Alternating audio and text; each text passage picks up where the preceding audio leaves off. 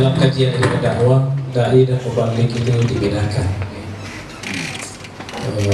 Dai itu kalau mau dikatakan dikasta-kastakan, ini penyampai pesan Islam yang tertinggi itu dai. Karena itu yang disebutkan di dalam Al-Quran. Ya, man ahsanu qawlan mimman da'a ila Allah. Jadi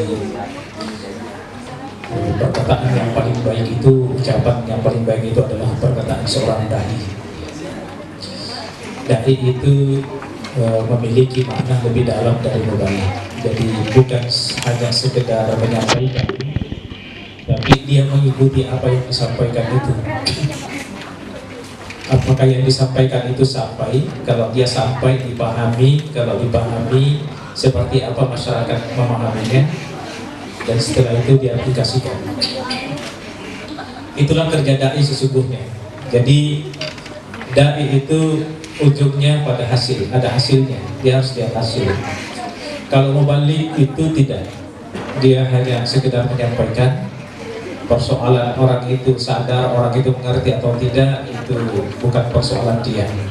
Nah, kalau ada orang berprinsip seperti itu mubalik, bukan dai.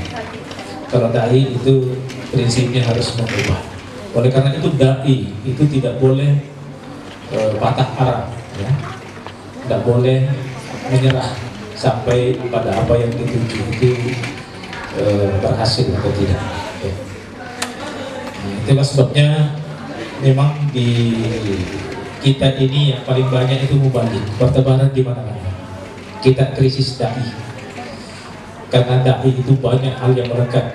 Misalnya ibda' bin nafsik, jadi harus dimulai dari diri dulu, harus baik dulu diri. Makanya dalam etika dakwah itu dipakai surah Al-Mudaththir sebagai etika dakwah. Ya, kalau ini, nah ini yang banyak hilang di sini. Nah, di dalam situ kan yang pertama, kalau seorang dai itu harus yang dibesarkan Allah, bukan dirinya. Nah, yang dibesarkan ini agama. Yang kelihatan dalam masyarakat kita ini mubalik itu dia besarkan dirinya sendiri. Ya, bukan agama yang dibesarkan. Nah, itu dalam etika itu jelas sekali. Ya. Dan seterusnya sampai ke bawah itu. Nah, kalau itu dimiliki, maka itulah seorang dai. Nah, itu yang hilang. Kalau ada kan yang pernah tentang apa yang hilang, itu misalnya keteladanan. Keteladanan itu banyak hal. Ya, kalau misalnya berkaitan dengan perilaku, ya. Misalnya ini akhir-akhir ini mau kelihatan, saya melihat di media ini mau dihabisi ini dai-dai muda, ya. Banyak sekali isunya. Terakhir ini yang kakaknya Jeffrey Al-Bukhari, ya, yaitu tentang poligami yang menelantarkan istri dan anaknya. Nah, ini berbahaya. Kalau media memblow up ini luar, itu bahaya sekali untuk dunia dakwah. Karena yang muncul itu ya begitu-begitu. Zaki, ya, Zaki juga itu agak ini sempat juga digoyang dalam itu. Nah, Hakim saya kira cukup menjadi pelajaran. Sebenarnya tidak ada yang salah di poligami itu, tapi kalau mau mengikuti misalnya apa yang Nabi lakukan, kan memang itu ada problem. Tidak ada istrinya Nabi yang dipoligami, yang janda-janda itu yang cantik-cantik, tidak ada. Semuanya jelek-jelek, miskin-miskin. Nah, memang di situ problemnya kita ini. Nah, kita ini berpoligami, cari gadis cantik kaya lagi, ya, problemnya gitu. Jadi menjadi pertanyaan itu persoalan ibadah. Nah, lantas siapa yang diteladani? Nah, di situ sesungguhnya problem kita ini. Saya mau mengatakan begini tentang pertanyaan tadi yang dari Megawati itu.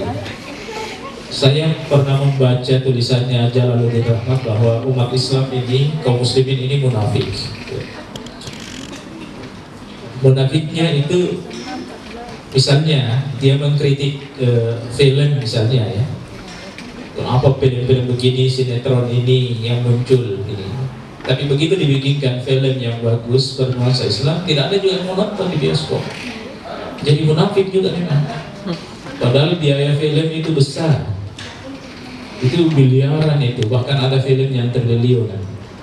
Nah kalau kita tidak nonton, tidak menyumbang untuk berpartisipasi dalam film itu, akhirnya sinias-sinias Muslim yang ingin melahirkan film-film dakwah itu akhirnya mundur. Ya karena kita munafik, kata Jalaluddin Rahmat ya, kita sendiri ya. Nah sama dengan itu, saya kira penonton yang banyak kalau datang artis itu ya anak-anak remaja Islam. Itu yang membuat dia tambah mahal ya. Artis Korea kata Pak Anwar Sadat. Kita kalau disuruh misalnya coba kita datangkan artis ini nanti nyumbang kita, wah mahal sekali. Coba bayang, kita sendiri kan, kita penyebabnya. Jadi karena mungkin cara pandang kita itu tadi bahwa ini kan agama ini tidak bisa dibisniskan. Memang ini akan panjang diskusinya kalau ini mau didiskusikan tentang bisnis di agama ini. Mengapa artis banyak yang beralih profesi menjadi penceramah, dai? Karena dia melihat ada kehidupan di samping memang ada persoalan spiritualitas, tapi di situ ada persoalan materi. Karena kalau dia artis gagah atau cantik, dikasih saja pakaian melekat di tubuhnya itu sudah dibayar sekian puluh dan sekian ratus juta. Jeffrey Al-Bukhari itu seingat saya itu baju yang dia pakai tidak ada dia beli, semuanya desainer yang bikinkan, dan desainer itu yang bayar Jeffrey, bukan Jeffrey beli pakaian. Bahkan penghasilannya konon Jeffrey Al-Bukhari untuk pakaian itu dia mendapatkan sampai 500 juta. Yang penting dia mau pakai pakaian desain itu untuk berceramah.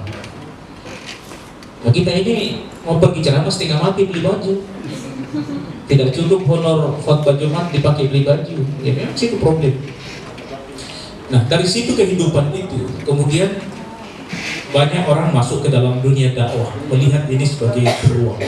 Nah, memang kan persoalan hati nanti ini apakah ini ikhlas atau tidak itu kan bukan urusan kita.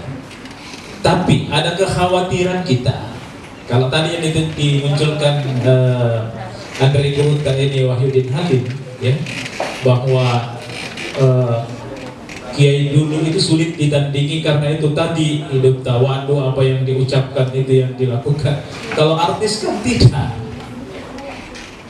Hari ini ceramah begini, tiba di lapangan mana telanjang lagi ya. Jadi akhirnya umat juga menjadi spesialis personality. Ada keterbelahan kepribadian orang melihat karena itu persoalan. Karena memang di dakwah ini tidak mudah sesungguhnya, karena itu memang harus semuanya dimulai dari diri sendiri. Kemudian saya begini Pak, tentang ini saya langkah-langkah saja yang penting karena mungkin Pak Misbah juga sudah menjawab sebagian. Apakah dakwah ini tugas semua orang? Nah itu sudah diperdebatkan di dalam kajian dakwah ya. Itu dari ayat wal takum minkum itu ada ulama yang mengatakan kata minkum itu litab'id, itu sebagian. Jadi kalau begitu tidak semuanya. Tapi ada yang mengatakan tidak, itu lil bayani, itu penjelasan bahwa semua orang itu wajib berdakwah. Nah, cuman ini kalau saya sudah membuat alurnya itu, kemudian dua ide ini saya pertemukan. Pertemuannya adalah kalau kita berbicara tentang dakwah khas, maka itu tidak semua orang. Harus ada orang yang dalam ilmunya, dalam pengetahuannya, yang tahu kaidah-kaidah usul dan seterusnya, itu yang harus diberikan amanah khusus untuk menyampaikan pesan-pesan dakwah. Tapi kalau dakwah dalam pandangan umum bahwa itu ajakan mengajak orang, siapa saja yang tahu tentang kebaikan, itu wajib menyebarkan kebaikan. Tapi itu dakwah am namanya. Jadi dakwah am semua manusia wajib melaksanakan. Tapi kalau dakwah khas, misalnya naik ke mimbar khotbah Pak, ya kalau naik mimbar misbah khotbah, kewajibannya Pak Ansar Akil gugur, karena itu wajib kifayah. Tapi kalau mengajak mahasiswa kita kepada kebaikan, itu wajib ain semua kita ini. Jadi kalau Pak Misbah saja yang mengajak mahasiswa, ya Pak Misbah yang dapat pahalanya, Pak Ansar Akil tidak dapat. Oleh karena itu Pak Ansar Akil juga harus pergi mengajak mahasiswa supaya rajin kuliah, jangan bohongi orang tuanya dan seterusnya. Nah itu yang dimaksud, bahwa tuntutan ke depan kita tidak bisa bahwa kemajuan global ini adalah sebuah keniscayaan. Dunia dakwah harus masuk ke dalam wilayah itu. Inilah yang jadi persoalan di kita, karena gempuran dari situs-situs non-Islam misalnya bandingannya lebih besar daripada kita, memang itu akan jadi persoalan. Ya, seimbang saja itu masih bisa persoalan, apalagi kalau pincang. Makanya saya sering mengatakan, kasihan dakwah ini karena belum sempat kita menyelesaikan satu masalah lain sudah muncul, padahal belum dipikirkan cara mengantisipasinya, sudah muncul lagi masalah lain. Karena apa? Kita konsumen, kita bukan produsen. Kalau kita produsen dalam dunia ini, saya kira tidak ada persoalan di situ. Tapi karena kita konsumen, ya, muncul lagi persoalan yang lain, kita belum sempat jawab, ya, muncul lagi masalah yang lain, baru dipikirkan untuk menyelesaikan ini, muncul lagi kasus baru. Jadi itulah dunia dakwah kita hari ini yang harus dikerja secara bersama-sama. Jadi dakwah fardiyah sudah tidak memadai lagi, dakwah sendiri-sendiri, kaya sendiri sebagai mubalik sudah tidak memadai. Harus semua kita jadi kaya, harus semua kita jalan bersama dengan berbagai macam keilmuan. Jadi Pak Ansar Akil yang ahli komunikasi teknologi itu dai di bidang itu, Pak. Ajak orang untuk bagaimana menggunakan teknologi ini menjadi teknologi yang bermanfaat, bukan teknologi yang menyesatkan. Itulah wilayah Bapak. Kalau Bapak tidak menyampaikan itu, ya itu berarti Bapak berdosa di wilayah itu, tidak mengajarkan orang. Itu dari sisi itu, aspek itu. Saya kira itu tidak dalam Pak, tapi saya kira itu sekedar apa yang saya sampaikan. Terima kasih. Assalamualaikum warahmatullahi wabarakatuh.